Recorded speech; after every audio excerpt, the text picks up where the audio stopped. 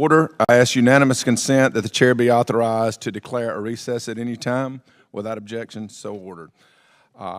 Thank the witnesses for being here. Whether it is competition or outright conflict, our strategic interests will depend on our ability to move and sustain people and platforms around the globe. Force projection is only possible because of the sea, airlift, and refueling operations carried out by Transportation Command, Transcom, with support from the MARAD, the Maritime Administration.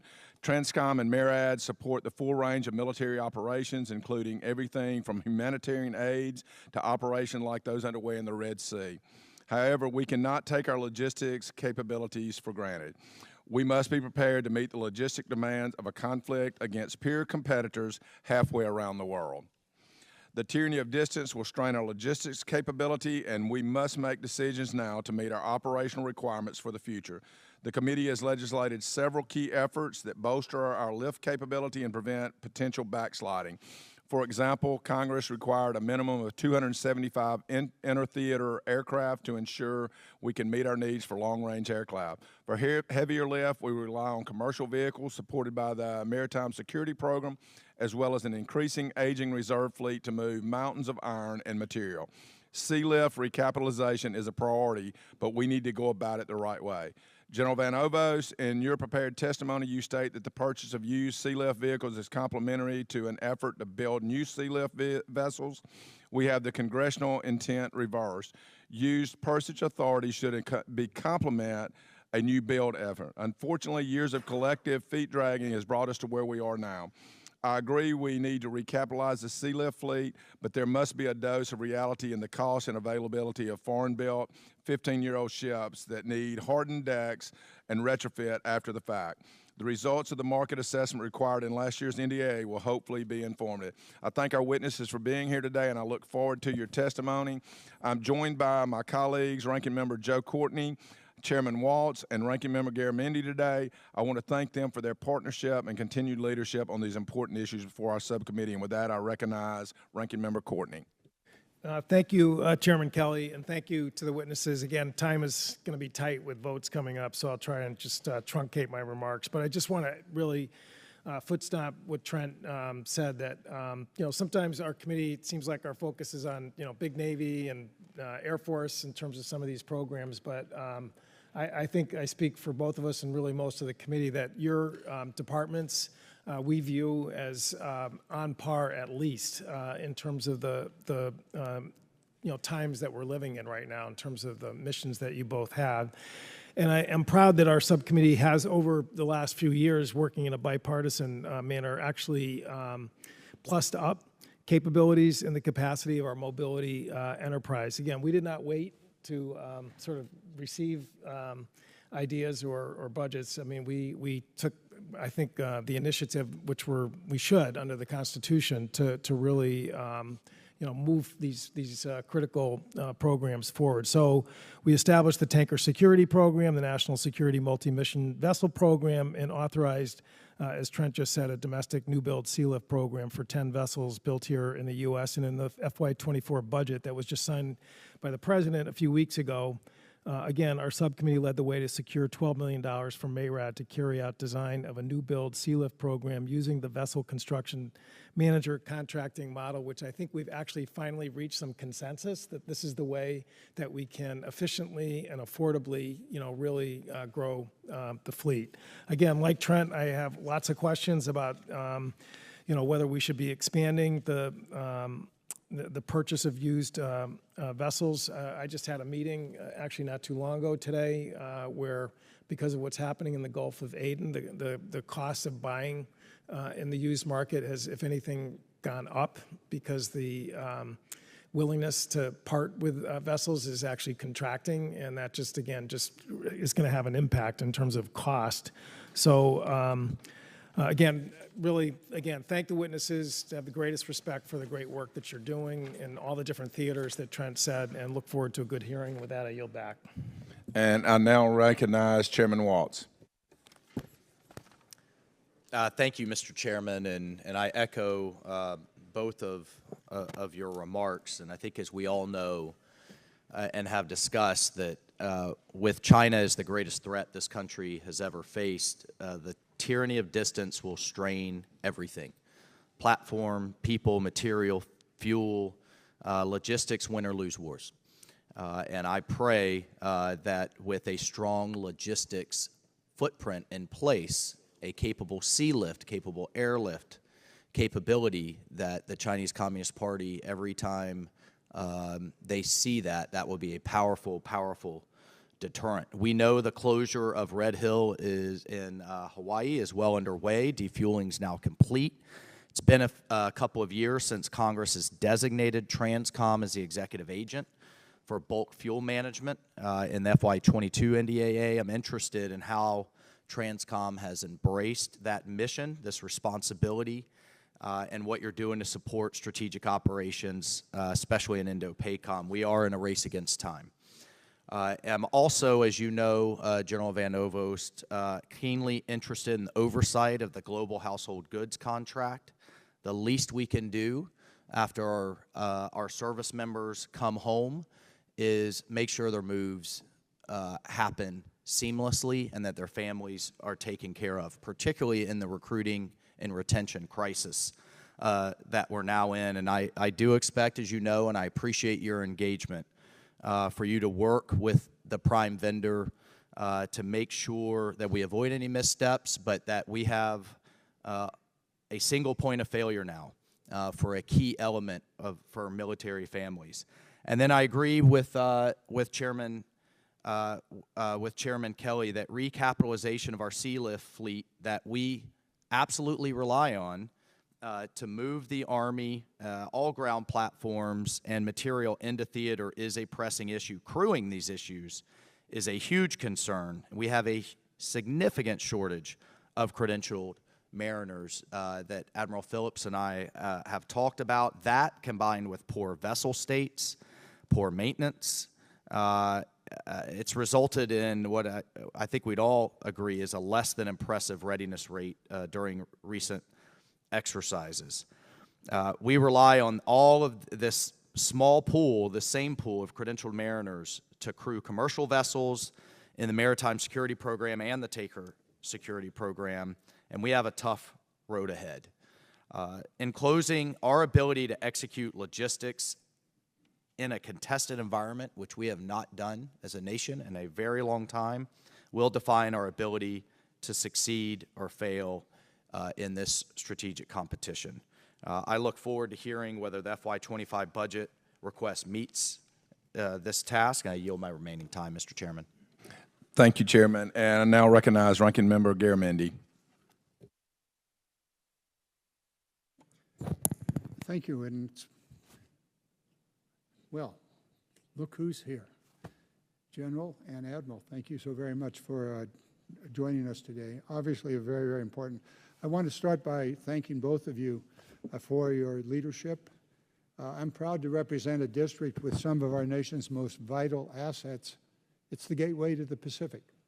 And we also have Mare Island and Motco and a few other key assets in my district that are essential for our presence and activities in the Pacific. And General Van Ovost, thank you for recognizing and providing in your testimony the critical importance of Motco. By the way, there's a hill overlooking Motco that's going to be developed. You may want to purchase an easement and prevent that development from going forward. Let's talk about air mobility. I remain concerned with the low readiness levels of the air refueling fleets. This, combined with the sunsetting of the KC-10 and the unresolved issues of the KC-46, increase the concerns. Unfortunately, we continue to accept operational risk for the KC-46 program, notably deficiencies that threaten the already low readiness levels of the airframes.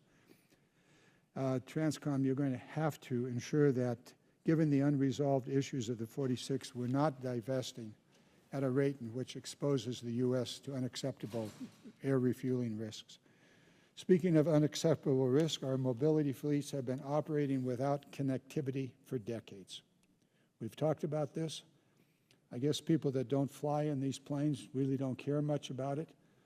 But if you're in one of these airplanes, you basically don't know what's going on around you, and you are at great risk. And so it's just unacceptable. A minimum investment, and I draw this to the attention of my colleagues here, a minimal investment in these transport platforms can significantly increase the ability of that platform to survive in a contested environment and also be far more efficient in its operations. Maritime, thank Mr. Waltz for raising it, as have two of my other colleagues here. We've got to deal with this issue. And I know, Admiral Phillips, you've worked at this for some time.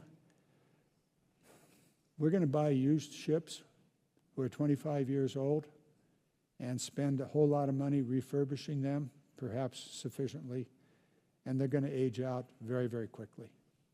We're going to need a different strategy here. Some of this has been talked. I know Mr. Waltz and I have talked about a national maritime strategy in which we would use Jones Act vessels and other vessels that are in the American maritime trade, that they would be available, made to be militarily useful, and then call them up when we need them, building a reserve fleet that's quite different than our current reserve fleets. I'm going to continue to look at how this might be done. It does not require that the military own all the ships. It simply requires that the military make those ships that are privately owned militarily useful with an additional investment and then probably some stipend to keep them available if and when needed. General Van Ovost, I know you do this with airplanes. In fact, I think you took 2 of the planes I needed to fly back and forth nonstop from Sacramento. So you put me on a route through Chicago. I'll blame it on you. So this is part of what we need to do. The Ready Reserve Fleet, we've had this discussion about how we might be able to create a national maritime security program using the Jones Act fleet, using the other privately owned vessels that are on the water. My final point deals with Title 11 financing to support our shipyards. On the private side, big issues on the government-owned shipyards. We could talk about that ad nauseum. But on the privately owned side, we need to, if we are building ships, we will, in the commercial or the private side, we will invariably improve our shipyards and the capacity for those shipyards to repair government ships and other ships that are necessary in the face of a conflict. We've enacted legislation to reaffirm MARAD's authority to determine cargo preference. We want that to be effectively put in place. We want to make sure that if there's cargo is king, I'm told. Military cargo is critically important. So let's support our maritime industry by making sure that what is in the new law is actually engaged. A lot of other things to talk about. The fact that both of you are here, I want to thank the chairman of the committees. You've done something unique, which I should have expected you would do it, but I hadn't. But you brought together 2 of the key critical players in one hearing. Thank you for doing so. With that, I yield back. Thank you. And before I start, we're going to put us on the clock so that we give everybody a chance because we've got votes. But General Van Ovost, I would go. I need to make sure. Hopefully this is not your last posture hearing, but I think that it may be. And if it is, thank you for your tremendous service to our nation. And thank you also, Admiral Phillips. My first question is, General Van Ovost. Oh, I'm so sorry. I'm getting ahead. I still mean that, though. So if y'all can, you're recognized. Great. Thank you, Chairman. Chairman Kelly, Chairman Waltz, Ranking Member Courtney, Ranking Member Garamendi, distinguished members of the committees, good afternoon. It's my honor to join you today with my senior enlisted leader, Chief Master Sergeant Brian Krzelnik, to represent the men and women of United States Transportation Command as we defend the nation, take care of our people, and succeed through teamwork. I'm extremely proud of our team of logistics professionals who lead the joint deployment and distribution enterprise, continually exceed expectations, and ensure hope, deterrence, and victory are assured as we contribute to our nation's defense. From competition to crisis, the entire enterprise proudly delivers for our nation, allies, and partners. And we know our success around the globe would not be possible without the steadfast support of this committee and the whole of Congress. The fiscal year 25 budget request continues to make strides in closing gaps in our mobility areas as we prepare for global operations in a contested environment.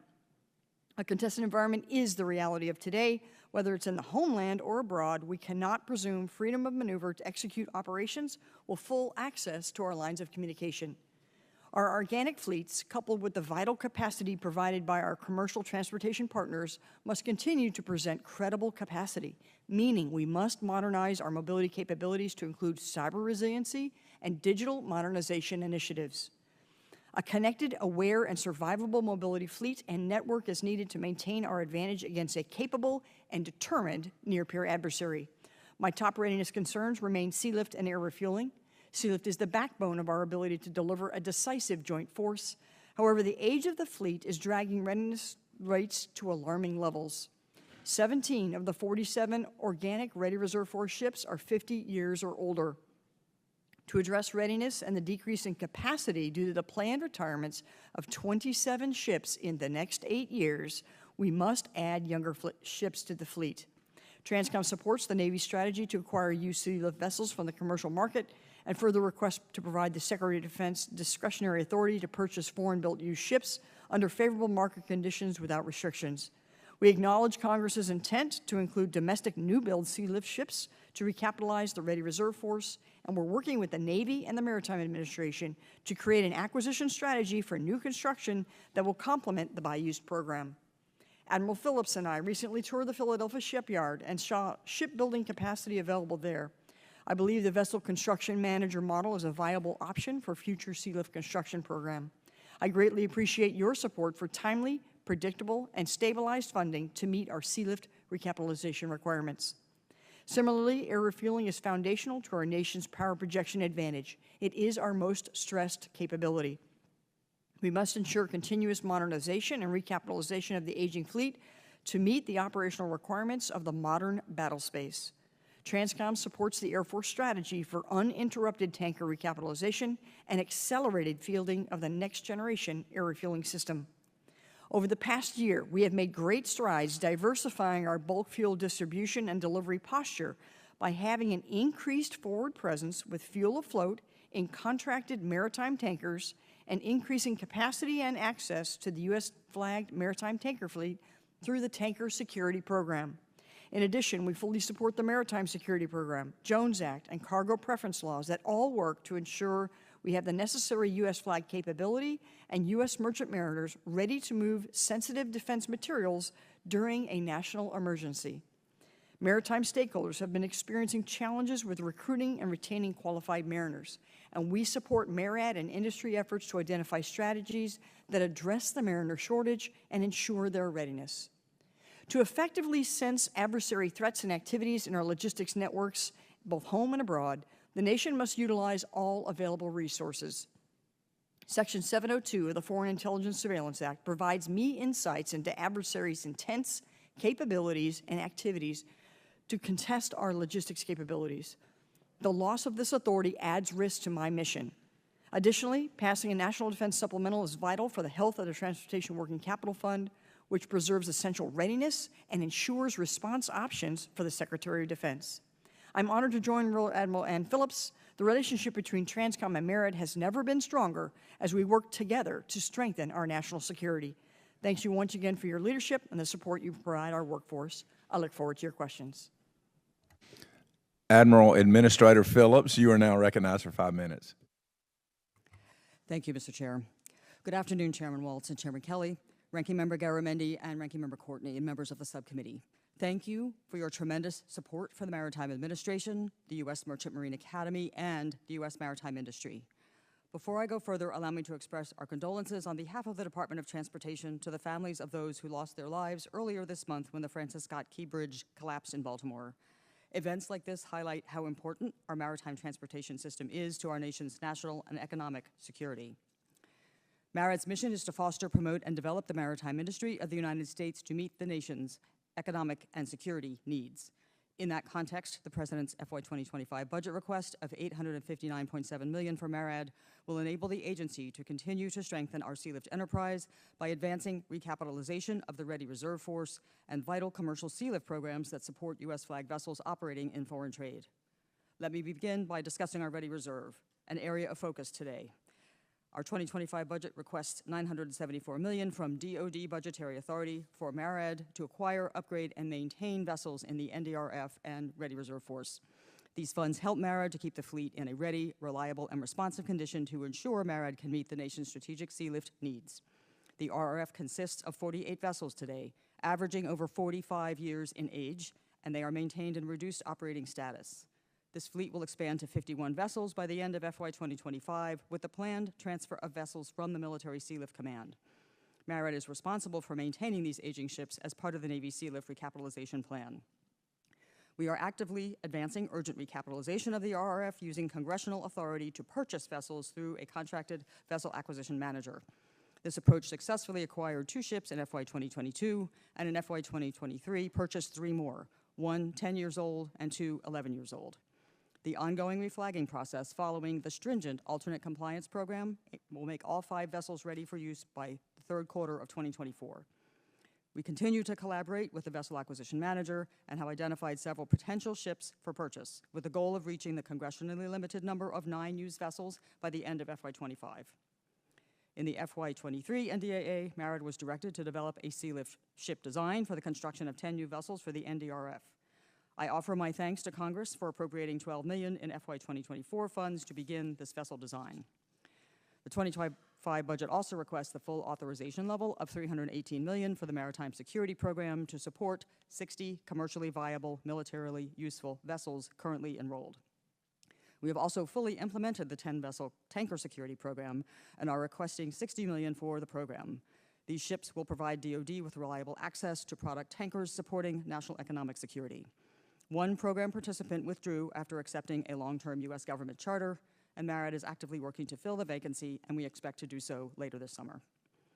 We continue to work with the Center for Naval Analysis on the body of analysis that will support the maritime strategy, and we understand congressional interest in this important effort.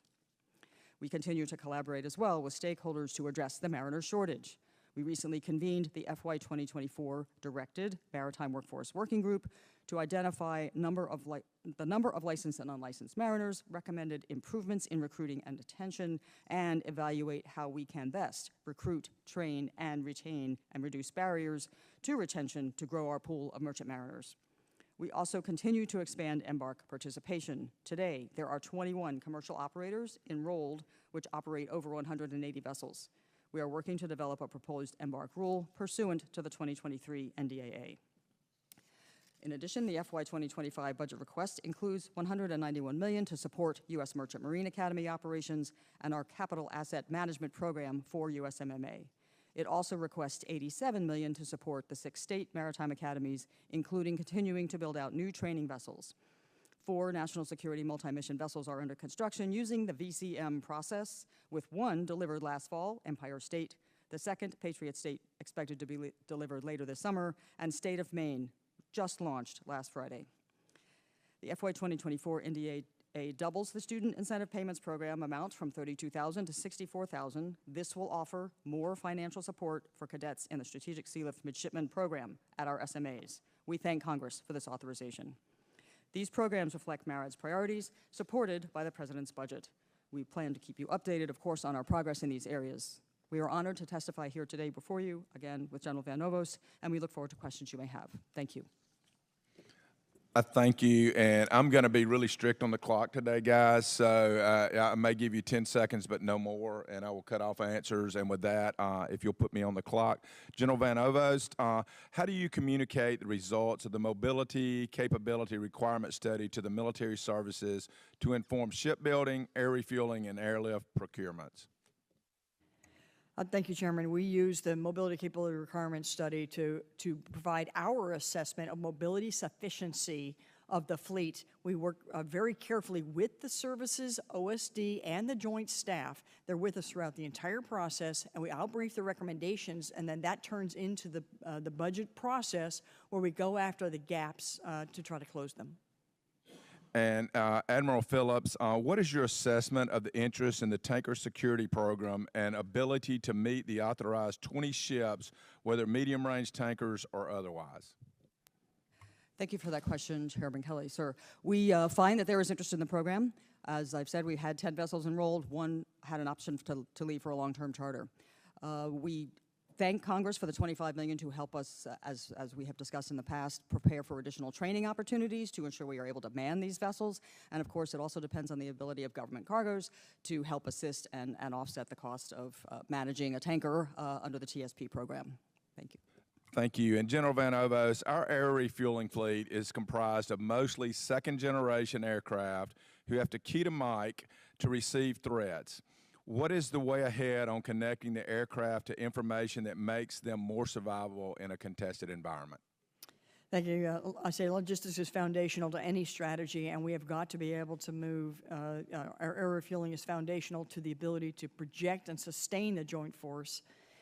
We must ensure that they're connected and they have battle space awareness. And so I'm working with the United States Air Force to define those requirements for all of those for aircraft. It looks a lot like the types of capabilities we have in the KC-46 aircraft, which is sort of the future of air refueling. And do you have an assessment of the cost of that? I do not have an assessment of the full cost, however the Air Force does. Okay, if you can provide that, just so that we have an assessment of that, I think that is very helpful for us to understand. And then, General Van Ovost, how is a contested environment expected to affect Transcom's ability to use the Ready Reserve Force, as well as commercial contracted logistics partners more broadly? The contested environment is going to require us to be able to communicate securely with civilian and military assets of the fleets. And therefore, we are working on installing secure communications on the Ready Reserve Force ships, as well as working with our commercial mariners and commercial shipping to try to understand how we're going to get them information. We have been learning a lot with respect to the Red Sea as we are doing escort operations for U.S.-flagged ships.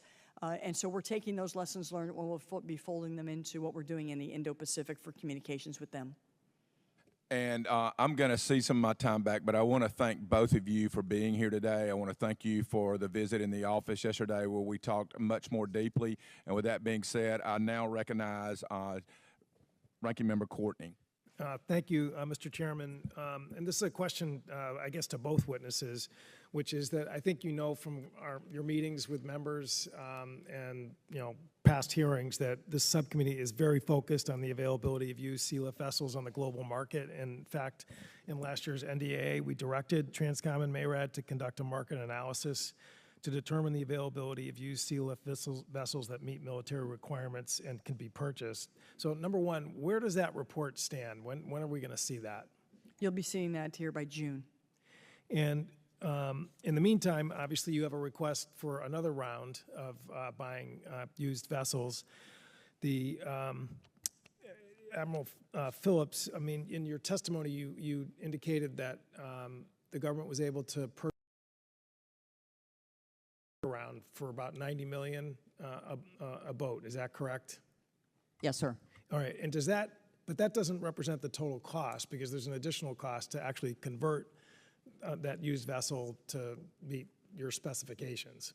There is, yes, sir. And can you give us sort of a, round, some kind of estimate in terms of what that number looks like?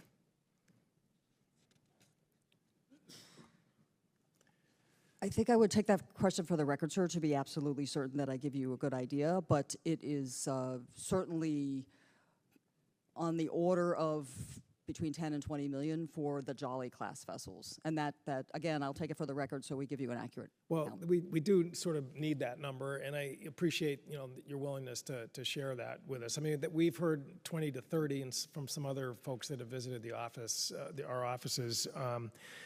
Because again, just sort of going back to the math of last year's spending bill, in FY24, Congress appropriated the request of $142 million for 2 vessels,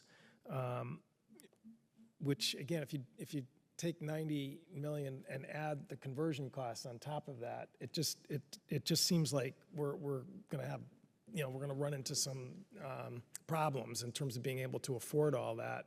And I guess that's sort of the thing that we struggle with, which is, this at some point just becomes a cost and a risk and a aging vessel that you just sort of wonder whether we're getting the best value. So again, do you feel that you can use last year's spending appropriation to buy 2 vehicles and convert them? We do think that we will be able to buy 2 vessels with the appropriation that we have and start the conversion process and hopefully complete it as well using those funds. But I would add that the key is newer vessels cost less money to convert.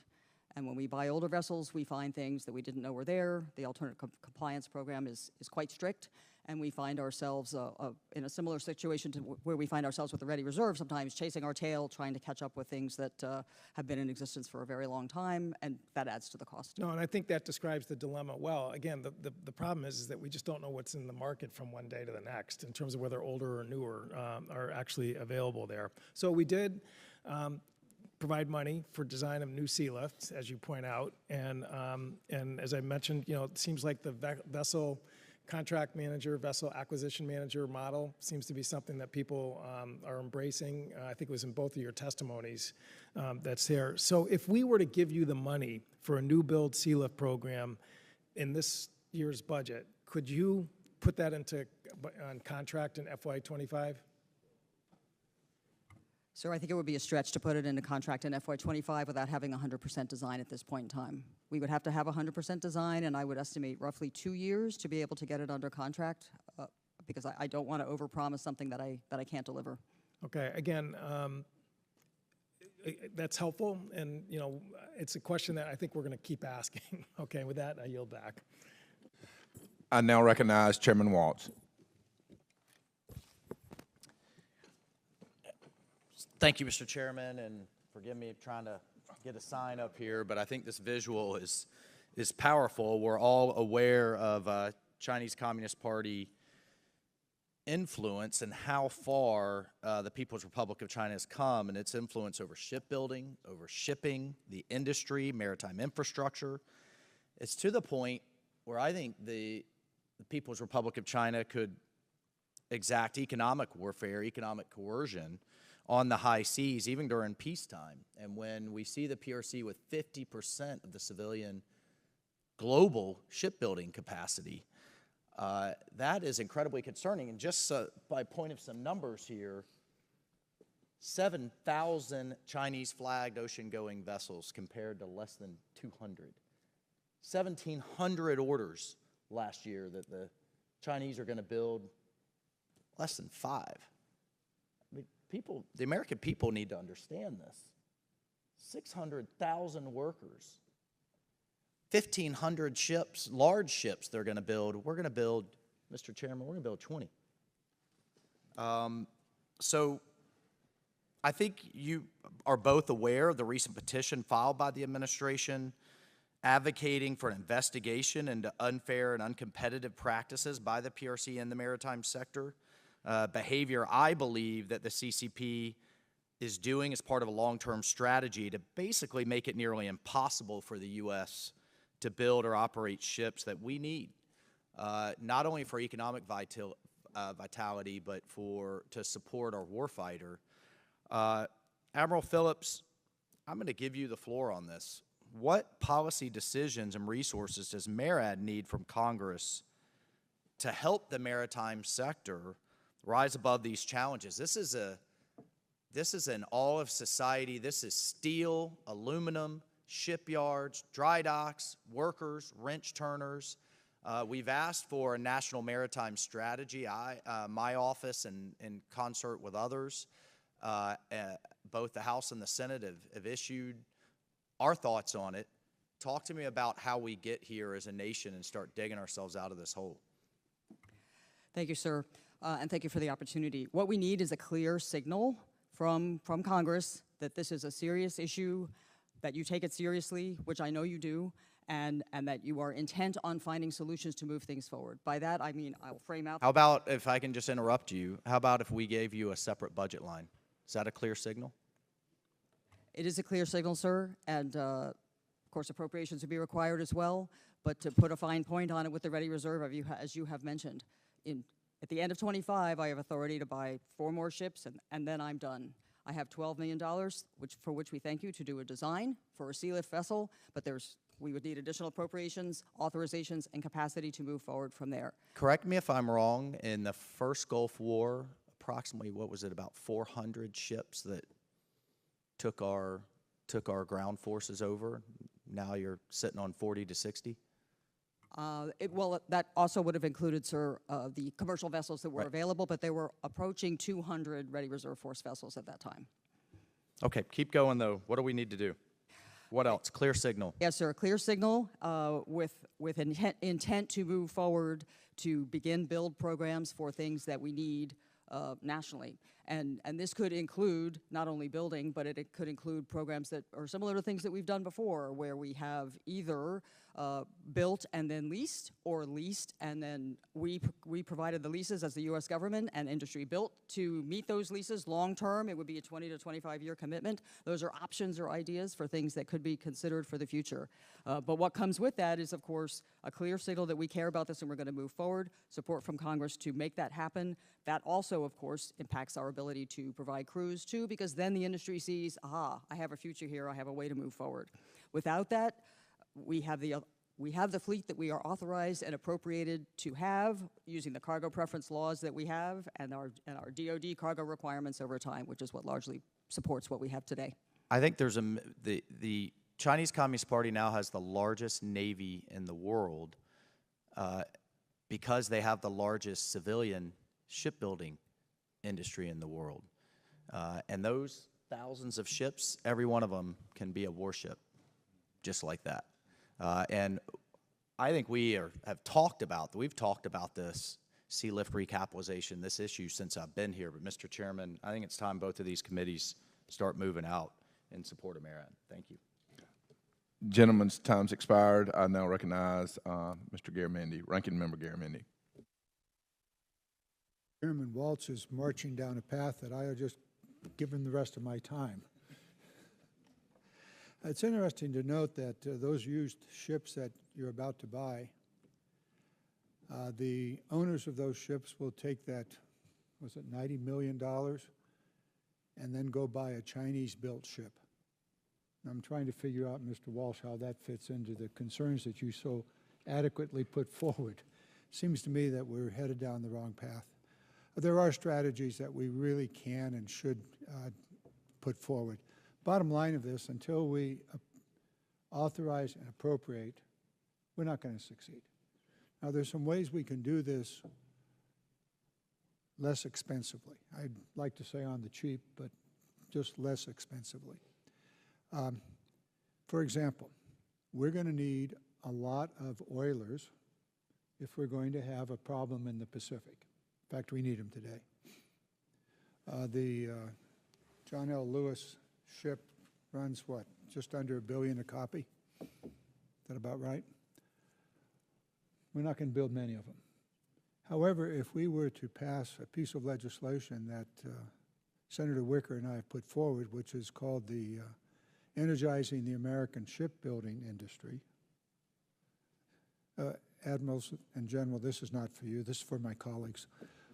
If we were to do that and say that 10% of the export of petroleum products from the largest petroleum product export nation in the world, the United States, was on American-built ships, we would build probably 40 to 50 ships in the next decade to 15 years. Energizing our shipbuilding industry. The cost to the government, not much. However, we would want to put in a small requirement that those ships be, a word you used, Mr. Waltz, militarily useful. Have a king post in the middle and some communication systems. We could do this by simply changing the law, which we once had. All of the oil from the North Slope in the original 25 years was brought to the continental United States refineries on American-built ships.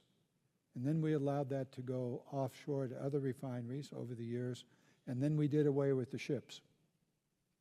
And now we are where we are, energizing the American shipbuilding industry. Anybody from Mr. Wicker's state here? There are ways we can do this. Jones Act. Allow and use the Jones Act militarily useful ships. Add maybe 10%. We'll subsidize that. We'll give a stipend as we do with the craft program, the aircraft program, and we can then build a domestic fleet. Same time rebuilding our shipyards. Geez, I'm supposed to ask a question to you, to the witnesses. Forgive me, members. I don't know. You say you're agnostic, General Van Oost. You just need the ships. I don't like that reply.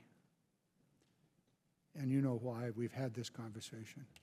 I want you to be an advocate for American ships. Can you do that? I'm absolutely an advocate for American ships, and we owe you a comeback with Marit and the Navy to talk about a creative acquisition strategy that's going to support maritime nation writ large and be part of the national maritime strategy that Marit's putting together.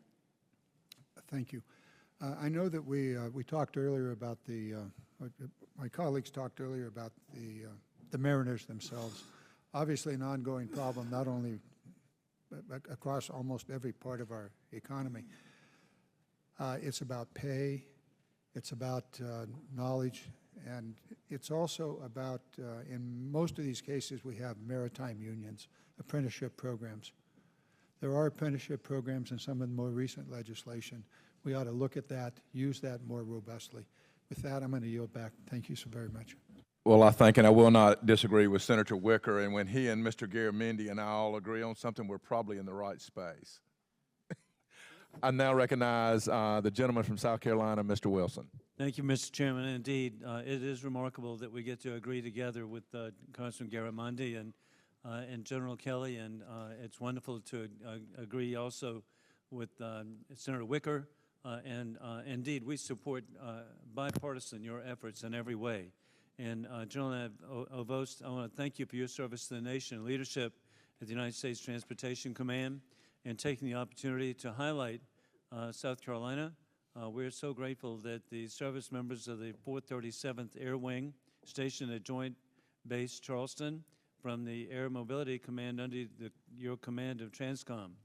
The Joint Base Charleston is a great example of the joint readiness across the force, and this is due to the leadership within Transcom enterprise.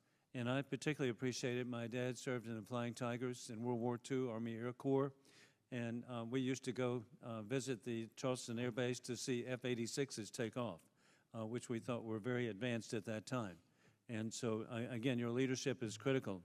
And in your statement, you sadly mentioned that 17 of the 47 ships in the Organic Ready Reserve Force are 50 years of age or older, with the oldest being 56 years of age. This raises readiness concerns for the impact of that age and the life cycle for our sea lift capacity, and that's why I'm so glad, as you clearly see, you have the bipartisan support, even bicameral, and so of the House and Senate.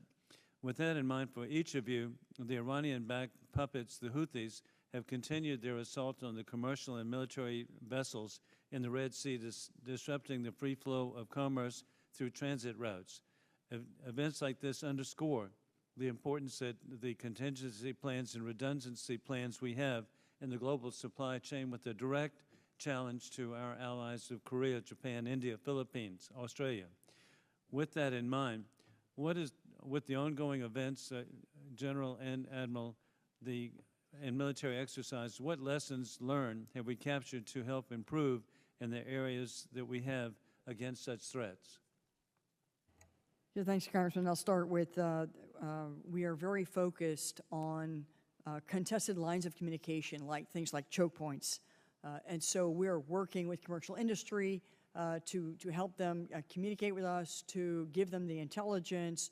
And in fact, you saw us do convoys with our commercial partners through the Straits and into the Red Sea. So we're taking those lessons out to the Indo-Pacific. It's a different category out there. The threat is much higher. So we are also focused on training mariners about how to navigate in contested waters. We know that they will be with us, but it also, I think about, we are so dependent on our commercial transportation partners, we cannot project and sustain the force without them. So we will absolutely take these contested logistics ideas, and we are exercising them right now in the Indo-Pacific. And today, it was really outstanding. We had Prime Minister Fumio of Japan speak, and I hope everybody saw his resolve, has stated his resolve to work with NATO, to work very closely, continue with the United States, and how important it is that we be working together, and indeed with the Red Sea routes, and I know Korea too has been involved. General Van Ovost, would you assess the Middle East as being one of the most enduring security and stability challenges due to the numerous attacks on our infrastructure, Iraq, Syria, and losing 3 American service members in Jordan recently on January 28th, the horror of that? Are there any further steps that Congress can do to better facilitate your efforts? Thank you. Our hearts go out to the families of the fallen. When I think about the globe, though, I have to think about our pacing challenge is China. And an acute threat is Russia, as you know what's going on there with especially Russia and Ukraine, and the future of whether Ukraine stands or falls, which is dependent on a supplemental. And I let General Cavoli make that statement, but it's critical, and we depend on a supplemental as well to continue going. There are enduring threats around the globe, to include in the Middle East. We have great partners in the Middle East, and I work very closely with Eric Kurilla to ensure that he has the transportation and logistics he needs to maintain deterrence in the Middle East. We want to thank both of you. Your service could not be more important as we have a war between dictators and democracy. I yield back. And we're sending every witness to the school you went to. You are succinct and you answer the questions. I now recognize the gentleman, Mr. Norcross. Thank you, Chairman, both chairmen and ranking members for holding this meeting, and certainly to our witnesses. Very much appreciate the time that we've had to discuss, not only in the past, but today. We've heard a lot about the capacity. Mr. Walton has chart up there showing what China is doing. And certainly China follows a rule that we don't. You don't see any of China's naval vessels being made anywhere but China, and certainly to support boats. And our conversation, or the one that I would like to have today, talks about our industrial base, the ability for shipbuilding. Certainly Seapower has been focused on it, and Joe Courtney and others. But the uninterrupted recapitalization. So on one hand, we're having to go out to the used market to purchase ships because they're not available to us in the time factor and the cost that we need them. Yet we don't want to set up that recapitalization to build new from the get-go. So it's a self-fulfilling prophecy. We're not going to have the capacity until we make that decision collectively that we have to build this in America, to build up that capacity, because we talk about supply chain issues, particularly came to light during the pandemic. Well, the most difficult part to get of any ship, of any airplane, of any vessel that might run on tracks is called the human capital, and you don't grow it overnight. It takes time, and certainly it takes a lot of pressure from us to say, we need to build this. How many times do they take an attack on the Jones Act? So what I want to do is, the both of you went to Phil Yard and talked about the construction management model. And what we saw there, virtually, in naval terms, absolutely on time and under budget in naval terms. But what they're doing there, and we can expand that model So that self-fulfilling prophecy of not being able to have the capacity, you have to start somewhere. So, Admiral, share with us a little bit what they're doing in Philadelphia under that construction management model and how we can take that and potentially expand it, because they want the work. How can we give them the work they need, and most importantly, have those vessels for what we need to defend America? Thank you, sir, for that question. I would add that Philly isn't the only one that wants the work, but certainly Philadelphia has shown that the Vessel Construction Manager program can work. The program, it consists of us contracting with the Vessel Construction Manager, who then contracts with the yard to build the vessel as designed. In this case, I believe a lot of the success is attributed to having a strong vessel construction manager, first of all, but also starting with 100% design, with a firm fixed price contract, and a very small change order budget, and then using commercial best practices to oversee the design, build, and implementation of that build with the ship.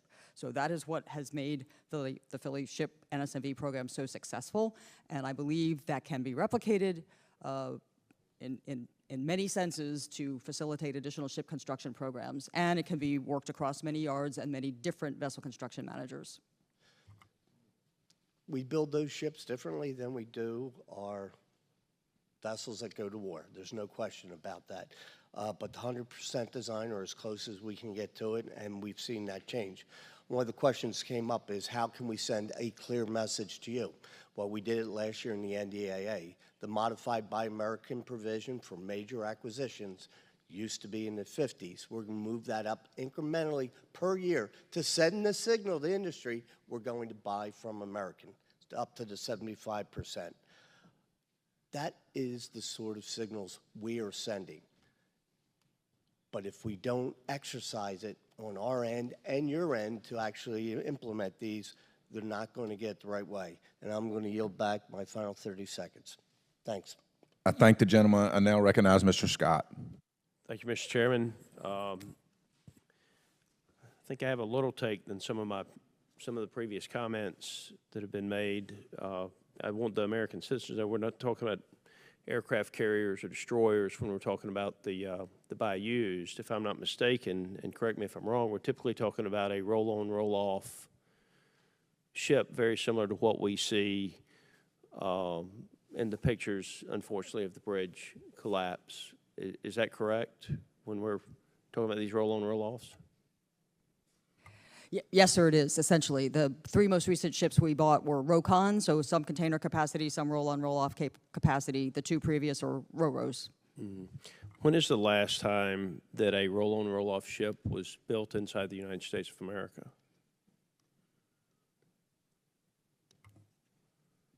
The last commercially built vessels that were built in this country, sir, for international trade, not Jones Act, international trade, were built in the 80s. We do have Jones Act construction now. An example would be Matson and Peja, two West Coast carriers who build container vessels, okay, and they build them in this country. So how many of those container vessels have been built inside the United States in the last 10 years?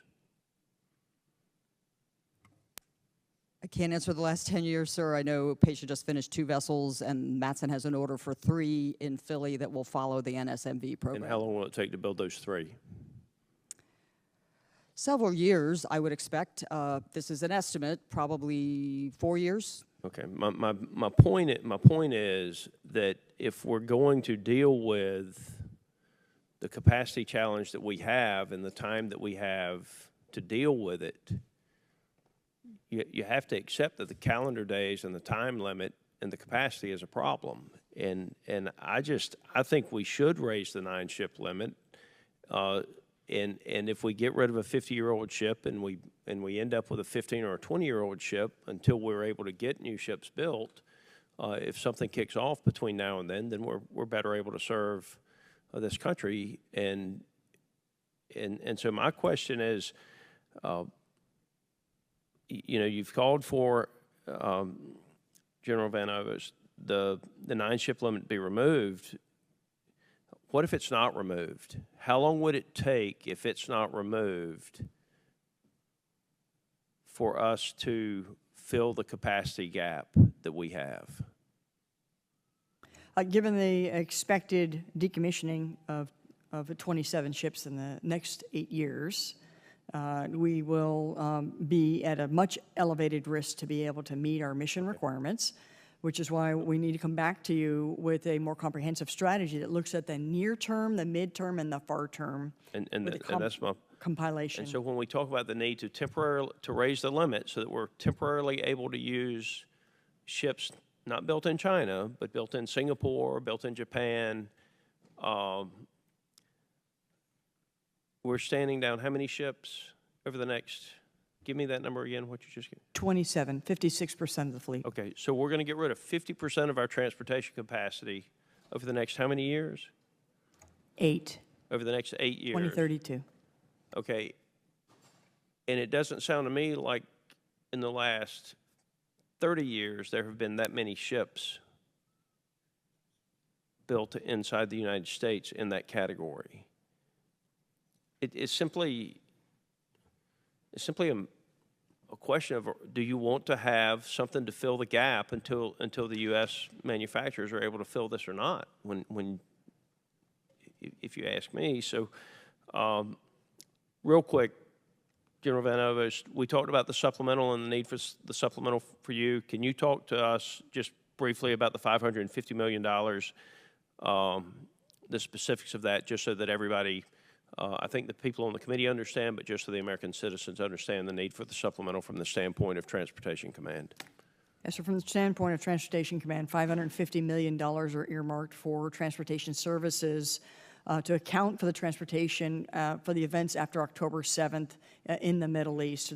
Those transportation costs have not been recouped. We have not reimbursed, and that causes us to drain our funds such that if we have another emergency, we'd have to look to see where we'd have capability to provide options for the Secretary of Defense. So our Transportation Working Capital Fund is necessary it's really our readiness function for Transcom. And that money has already been spent because of what happened in Israel. Approximately $180 million has been spent so far, but we are forecasting up to $550 because we deployed forces and we'll have to bring them back in 2024. Thank both of you for your time and your service. Gentleman's time's expired. I now recognize the gentleman from Pennsylvania, Mr. DeLuzio. Thank you, Mr. Chairman. General, Admiral, good to see you both. General Van Ovost, I'll start with you. I appreciate the Transportation Command report responding to a request I had made in this past year's NDAA, identifying vulnerabilities in transportation networks here in this country. Personnel section under U.S. Transcom concerns regarding commercial railroad capabilities. Report states, and I'll read this brief passage, over the past decade, the implementation of lean operational processes by the major railroads, commonly referred to as precision scheduled railroading, or PSR, has had impacts on the railroad labor force. Across almost all specialized trades, the railroads have reduced the number of employees. Although the intent of PSR is to improve the overall economic competitiveness and efficiency of rail operations, it has arguably sacrificed resiliency and the ability of the rail industry to effectively respond to changes, end quote.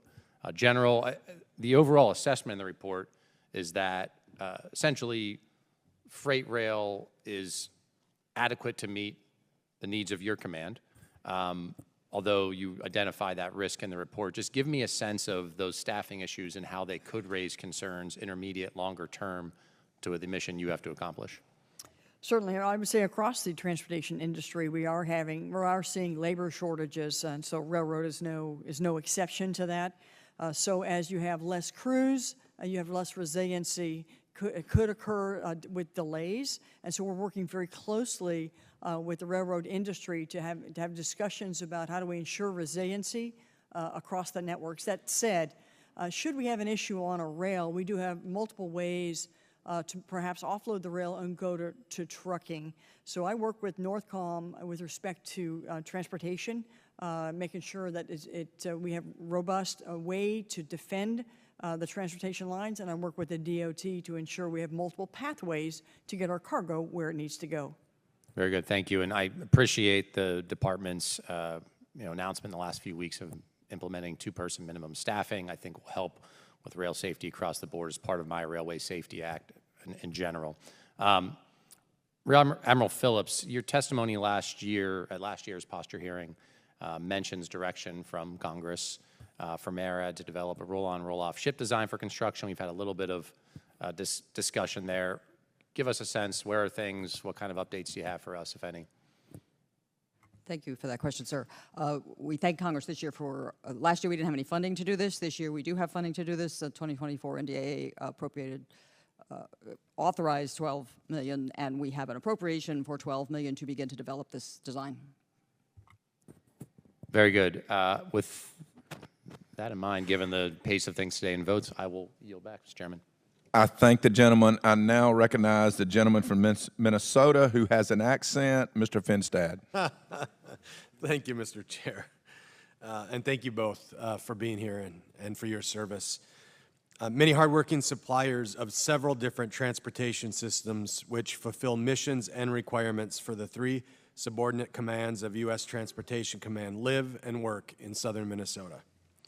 The demand signals for the industrial base is critical to our national security, projecting power and investing in the defense workforce. It is these private sector workers and innovators that will build and sustain the mobility enterprise. Employees and independent contractors alike have a role to play in this most important work. So with that being said, and with the acknowledgement of the time that we have here, General Van Ovost, I understand that U.S. Transcom favors moving away from the independent contractors for truckers that move freight and household goods. Do you think this is a wise move, and have you based this course of action on any underlying data, considering that a large portion of our trucking fleet is made up of independent contractors? Congressman, I wouldn't say we're walking away from independent contractors. In fact, if you provide quality move services, you're absolutely welcome and volunteer to join the Home Safe Alliance. And again, it's a single move manager, but we will have multiple sub-companies up underneath. In fact, at least 40% of the contractors up underneath Home Safe Alliance must be are smaller industries, small business owners. And so we are keeping a close eye to ensure that they meet that requirement. In fact, it is a performance parameter for them to meet. Great. Well, that's good to hear. I mean, it's obviously important for the folks that I represent. It's a great opportunity and partnership to really strengthen and send signals to the defense industrial base. And I'm just happy to hear your response. So with that, Mr. Chair, me and my funny accent will yield back. I now recognize the gentlelady from Hawaii, Ms. Takuda. Thank you very much, Mr. Chair and General. Thank you so much for your service. General, your written testimony highlighted the fact that our forces are not ready, postured, or scaled to optimize limited strategic assets for global patient movement. I'm especially interested in the challenges of patient movement in a contested environment and in large-scale combat operations against a peer or near-peer adversary in the Indo-Pacific, my backyard. The fiscal year 2020 NDAA established a pilot program to enhance interoperability and surge capacity of the national disaster medical system, which includes 3 main components: medical response, patient movement, and definitive care. Now, I believe it called for 5 pilot sites, none of which are in the Pacific region. That being said, General, would you please briefly discuss how Transcom works with and integrates the national disaster medical system into your planning for global patient movement in a large-scale Pacific contingency? I'd like to first point out that our aeromedical evacuation personnel have performed brilliantly over the last few decades to save our servicemen and women around the globe, and I'm immensely proud of what they do every day. That said, we are at risk to meet the casualty demand expected in a large-scale combat operation, especially in the waters of the Pacific. In fact, we expect to have to move the amount of the entire patients we moved last year in 1 week in such an event. This is how we have to think about how we're going to have to change our concepts of operation and our modes and actually how we deliver.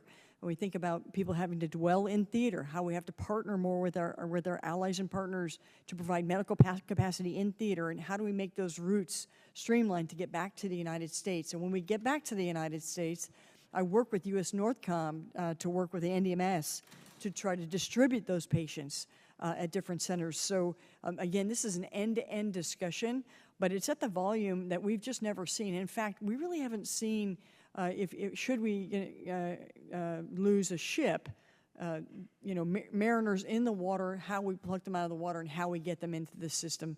So we are really, this is going to be a whole of nation effort. So we have to go to war, and we're absolutely going to be using all services and resources of our nation to deliver. Thank you. I know I'm running out of time, and I would just add You're that- not. You've got an additional 2 minutes Okay, I because thought I they disappeared. didn't restart the clock. So you've got an additional 2 minutes to what's showing. That being said, I know that we do have to go to votes. I would suspect that if we are looking at some kind of large-scale disaster engagement casualties in the Pacific, Hawaii would play a critical role in supporting patient movement and care, especially as we get them towards the continent.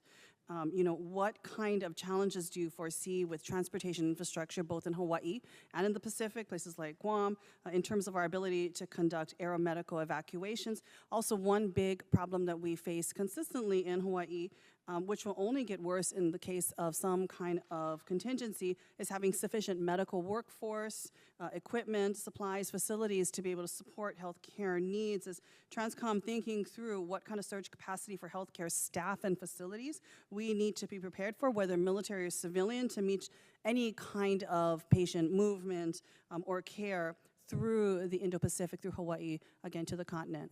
Thank you. We are doing a lot of thinking about the entire network. Again, I'm responsible for the end-to-end movement of patients around the globe. So we think we are rethinking, reposturing, where would we hold patients, where could we bring them to for rehab?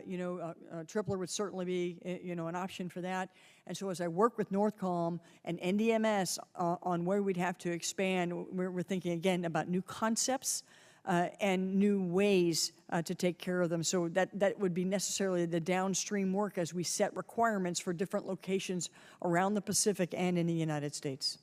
Thank you. And, I know there's, as I said, 5 pilot sites. Perhaps if there are an extension or additional pilot sites, one in the Pacific would be a valuable one so that we can really start to look at what will be necessary for us to be able to prepare for any kind of conflict and mass casualties. Thank you, Chair. I yield back. I now recognize Mr. Jimenez. Thank you, Mr. Chairman. During World War II, for every aircraft carrier that was built by the Japanese, we could build 6. Unfortunately for us today, we're Japan, China is us, except their capacity is it's even greater than what our advantage was in World War II. Yeah, we must, Mr. Chairman and colleagues, we need to make shipbuilding a defense, a security priority. And it's not going to be done here. Whatever we do here is peanuts, to be honest with you, when you look at, really what shipbuilding capacity is all about. And when we're talking about 9 ships or 20 ships, that's nothing compared to the capacity that China has. And so we need to play the game that China played. They played it very well. They subsidized their industry. They captured the market. The market now, the world is dependent on them. They've got all the capacity, and they did it probably not using what we call fair trade. They use their own, they subsidize their industries, and that's what they do, by the way. That's what they do for everything that they feel to be strategic.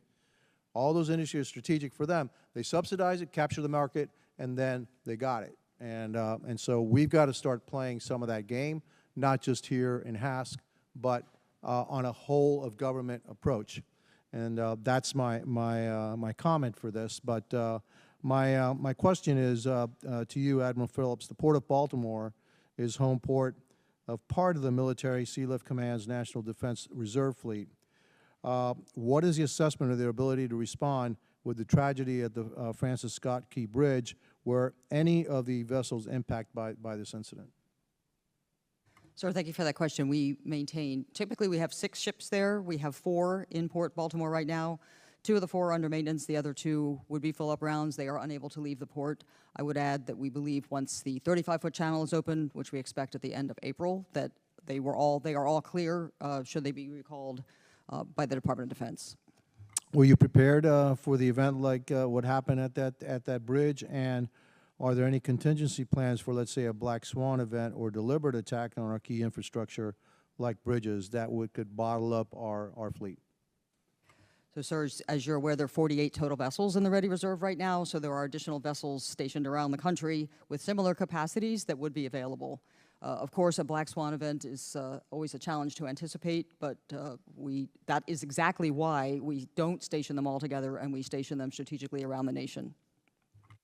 finally, for you, Admiral, I'd really be interested in your views on how we can restore shipbuilding capacity here in the United States, and not on an incremental basis, somewhere to it really meets the security needs of this country. I really believe this is a critical piece of our security infrastructure, and that we've been asleep at the wheel, and we don't have the capacity to respond like we used to. Certainly don't have the capacity to respond to an adversary like China. We need to, this is going to be a long-term thing. It's not going to happen overnight. How can we get back to having at least the capacity that we need to maintain our freedoms here in the United States? And I appreciate that. And I'll yield back. Gentleman kneels back. I now recognize the gentleman from Texas, Mr. Vesey. Thank you, Mr. Chairman. General, I wanted to ask if you could talk a little bit about the V-22. I know that the Pentagon has cleared it to fly again, and given the unique capabilities that the V-22 has, particularly in rapid intra-theater transport, can you speak to how the V-22 fits into operational strategy, particularly for missions that require both speed and versatility? Yeah, so I'd love to talk about the CV-22 as much as I love it. It's a great airplane. However, I would ask you to speak to the Navy and SOCOM about the airplanes. I don't have them in my repertoire. Okay. And then I also wanted to ask you, I talked with you about this before. I know that it's taken nearly 6 years from the initial announcement in 2018 to begin implementing the new military household goods shipment system. And I wanted to ask you, why are these specific 14 installations chosen for the initial rollout? Thanks. We were doing a conditions-based rollout, and we've started here in April. And we chose those locations because the services said that they were ready, because this is not just a single contractor. We are changing the entire model. So we've worked with the services to train them. They came forward and said, we're ready at these locations, and it made sense. These are local moves within 50 miles. And so as they chose sort of the heat map of where the most moves would be and where they were the most ready, that's how we selected them. We do all of this in conjunction with the services. Okay. And what are the parameters for success in this initial phase? And based on the current schedule, when do you foresee the new system being rolled out to encompass 99% of service members? So we are going to pause bringing on new capability during the peak season to reduce risk and really focus on customer experience. So the vast majority of this season will be done under the old tender of service system. And then we'll begin full domestic ramp up through the end of this year, about September through December. And then all the way through to next year, we'll start doing overseas moves beginning in September of 25, and then ramp up from there. Again, a deliberate, conditions-based approach to this capability.